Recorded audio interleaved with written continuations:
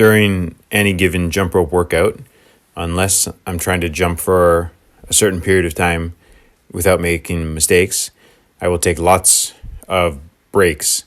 And during those breaks, I often walk around, as you just saw there, or I will do perhaps some mobility movement or maybe a little bit of resistance training. Today, I was doing plenty of planks.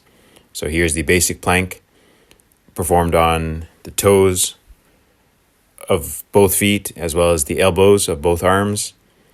So here is from behind and here's from a side view. So I'm just demonstrating here.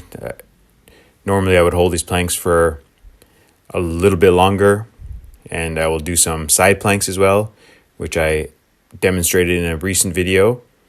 And then afterwards, I did a lot of 1-foot hops, as we're going to see in just a moment. This is such a fun jump rope movement.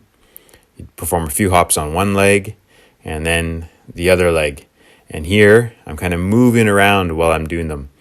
I move around maybe to the left, to the right, forwards and backwards, just in kind of a flow state.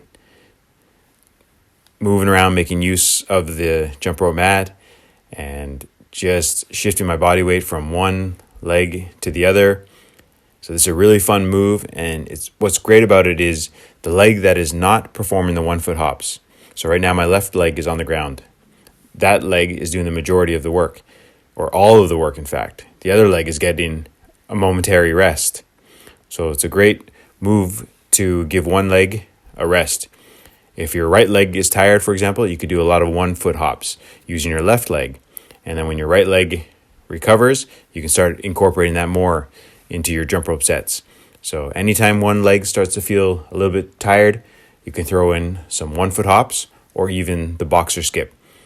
The basic boxer skip with that, the fresh leg in the rear performing most of the work, for example. One thing that's really important when you're doing 1-foot hops is you don't want to jump high off the ground. Notice that whatever foot is on the ground performing the hops, it's jumping low off the ground.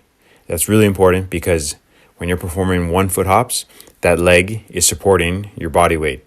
So if you're jumping high off the ground, you're increasing the chances of injury.